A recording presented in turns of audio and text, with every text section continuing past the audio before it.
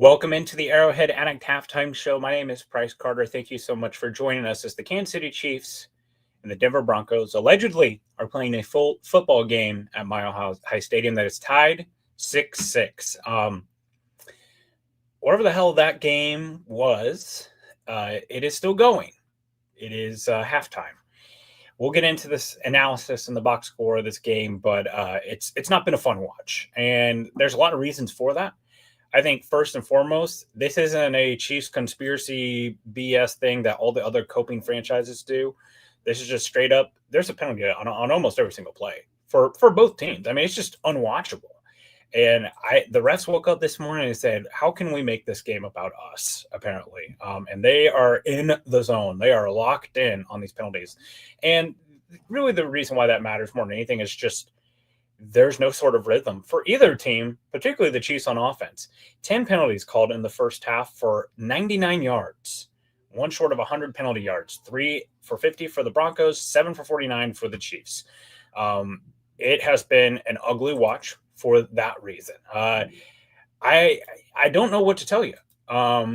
You come out of that half, and I think in some ways you tell yourself, like, hey, the Chiefs are going to get this on offense because the defense looks like it's really locked in. And the defense has played really well. 3 of those points came at the hands of the special teams. In fact, the defense deserves a ton of credit for only keeping it to 3 because you couldn't have blamed them if they gave up 7 there, given where they got the ball. The Chiefs defense is playing well. They have not been run on at all. They are really shutting down the Broncos' run game. Rush yards for the Broncos, 20 on 8 attempts. And that includes a Bo Nix scramble in there too. So they're really doing a great job there.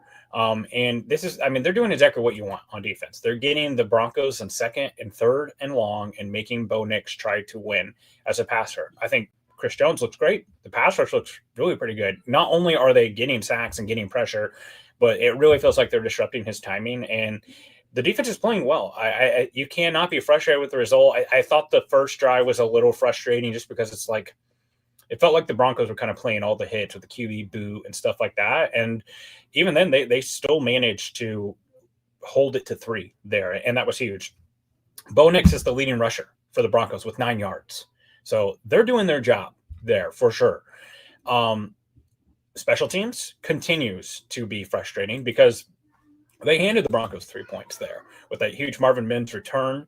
And, of course, you just can't not get a penalty that you've never even heard because, blocking the back on the kicking team. Okay, well, here we'll find the camera angle here where this actually has no impact on the play whatsoever. But again, congrats to the Chiefs or to the refs. They have made themselves the star of this game. Again, I'm not saying that the game is unfairly officiated for the Chiefs or the Broncos. I'm saying it is approaching making it about the refs rather than the rest of the game. Let these guys play. Offensively, there has been moments that it's felt like, all right, here we go. Here come the Chiefs. They're starting to get these explosive plays, and whether it be because of a penalty or because of a drop, they've not been able to get it. By my count, that's at least 3 to 4 drops in this first half. They've also had some frustrating moments in this game too, where they might have had some more time to run some real offense there down the field if Hollywood Brown steps out there on that final sequence. But they just have not been able to string together consistency. And probably the most frustrating sequence of this first half to me. So the Chiefs force the Broncos to punt. The Chiefs get the ball with about 3 minutes to go deep in Broncos territory. Prime double up territory. You're thinking, hey, even if they just get a field goal here, they get the ball after half. This is a chance for the Chiefs to steal a possession. 3rd and 1. And what do? Let's play action pass on 3rd and 1 against a ferocious pass rush when you have a running back. And I will acknowledge that Kareem Hunt had been in and out of the lineup a little bit with some injuries, but he was back in the game at that point. We just saw him chip Jonathan Cooper to hell. Run the guy who is as efficient as the tush push in 3rd and 1. For the love of God. That just felt like we're really trying to reinvent the wheel there, guys. Rashee Rice has had a couple of drops. They're fortunate that one of those drops didn't turn into an interception as it hit Talanoa Hafunga's hands. Again, like that sequence there before half, the Chiefs could have hypothetically gotten 3 points out of that if Rashee Rice hits another ball on an incredible pass from Mahomes. and they weren't able to. And Mahomes not without admonishment either. He had Xavier Worthy deep down the field. They have, what is this, year 2, year 3 of Mahomes just not being able to hit the deep ball. And then Tyquan Thornton had to step on his guy too. And Noah Gray is open over the middle of the field. I know Toy Romo was talking about him sitting down in the zone or something like that. Ball hit him in the hands. It would have been a great catch or a great throw, but either way, that connection wasn't there on that first drive, and they end up going 3 and out and having a punt, or I guess they punted after 1 first down. It's just been a lack of consistency on offense. And look, we know this is a good Broncos team. We know this is a good Broncos defense, but this is not the fully equipped. They're missing their starting linebacker. They're missing their best player, Patrick Surtain. They have not been able to take advantage of those weaknesses. And, I will say this. I think that the Chiefs have done some decent things here on offense. Kind of running down the stat sheet here. Patrick Mahomes got 125 yards passing. Kareem Hunt's got 39 yards rushing. It was nice to see Elijah Mitchell come in and immediately get a penalty called on him, which I'll be honest, I thought that was a really weird penalty. He didn't really look like he was moving to me, but then again, what do I know? Kareem Hunt, 8 for 39, 1 Mahomes scramble for 3 yards. Hollywood Brown, 4 for 50. Rashee Rice, 5 for 35. Xavier Worthy, 3 for 25. Travis Kelce, 2 for 14. Noah Gray, 2 for 9. Rashard Smith, 1 for 9. Defense, again, getting the job done. Shamari Connor gets that nice sack, blitz off the edge on the first snap. Chris Jones gets a sack. He's also got a tackle for loss. Charles Omenihu with a tackle for loss. They are getting close to making some big plays on defense in this game. We saw an almost interception by Chris Roland Wallace. But at the end of the day, like, the unit in this game right now that is letting down the game plan the most is the Chiefs offense. They have got to find a way to finish in the red zone. They've got to find a way to take advantage of these weaknesses that the Broncos has. And if I came to you at pregame and said, hey, the Chiefs are only going to score 6 points in the first half and not score a touchdown, you're probably assuming, wow, well, they're just getting pressure all over the Chiefs. And I know that this box score says 2 sacks. In reality, I don't think either one of those sacks is real.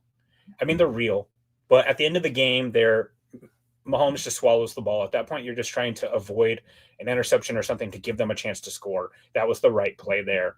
And then the other sack came again on the dumbest freaking play of the game, where they decided to play action pass on 3rd and 1, where Mahomes just had nowhere to go. I don't really look at that as a protection failure as much as it was like they just were basically run blitzing in that instance. It's obviously on the offensive line, but that wasn't a true pass protection loss, in my opinion. Josh Simmons has looked very good in his return. Jawan Taylor's handling his deal. The inside of the offensive line, they're doing their thing, but they're not getting the passing game going. Again, they're without their best cover corner, the defensive player of the year, Patrick Surtain. So they've got to figure out a way to take advantage of this.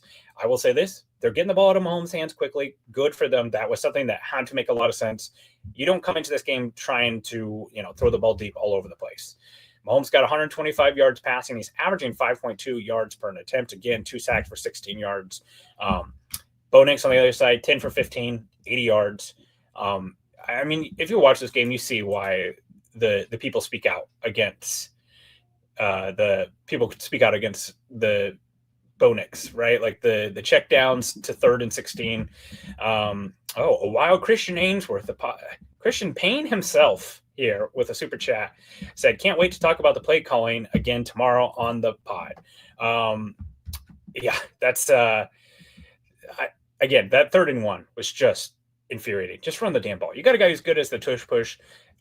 Where is some of the switch releases and the mesh concepts that we've seen here? It just feels like they've kind of gone away from some of the things that do really well for them, getting the ball in Rashee Rice's hands quickly. They're playing this game a little bit afraid of this defense. The 3rd and 15 screen, it's okay for you to try to get to 3rd and 5 and then maybe go for it on 4th. Look, going forward in the second half here, the Chiefs defense got to continue what they're doing. Chiefs offense, you got to go down here and score. This game is sitting on a platter for you. You are hanging in the no man's land here, where this is the type of game the Broncos want. They want this to be down in the mud, to be a 13-17, a 17-14, because that's their type of game. You're keeping them in the game. by doing this. And the Chiefs' lack of execution on offense, the penalties on the defense, the offense, the special teams, shit. They might have called a penalty on the bus driver on the way here, the way that this has happened. But they've got to find a way to punch the ball in the end zone here and start putting the pressure on Bo Nix and this offense. I'll throw this out. I don't really think it's a real stat, but Bo Nix has been great in the fourth quarter, statistically speaking. It's been his best quarter. So again, you don't want to let them hang around in this game because you are inviting variance. You are inviting nonsense to happen in this game. As you saw in the chat, Christian Ainsworth is here. Come join us on the Intangibles Monday. We'll be talking about this game, breaking it down. Monday at 12:30, we'll be going live talking about this game after our All-22 review, which I somehow find time to do between this game being over and waking up the next morning. So late night ahead of me, as per usual. Either way, whether we're going to be sobbing or celebrating, you can join us on the post-game show with Adam Bess, Sterling Holmes, and Patrick Allen as we talk about this game. If you like what we're doing here, like and subscribe. Follow us. We are close to hitting 56,000 subscribers on the Arrowhead Addict Network, and we want to keep growing this channel, keep sharing with you guys. So please do get your post-game or your final score predictions, 20-9, Jesus Perez. Like, boy, I don't know if Bo Nix has got 17 in him. Like, I really do like what I've seen from the Chiefs defense here. I mean, I'll go Chiefs 20, Broncos 13. Like, it just feels like it's that type of game. Like, I do not see some offensive explosion happening here in the second half here. So thank you all so much for joining me. We'll be back here post game. As always, from Arrowhead Addict, go Chiefs.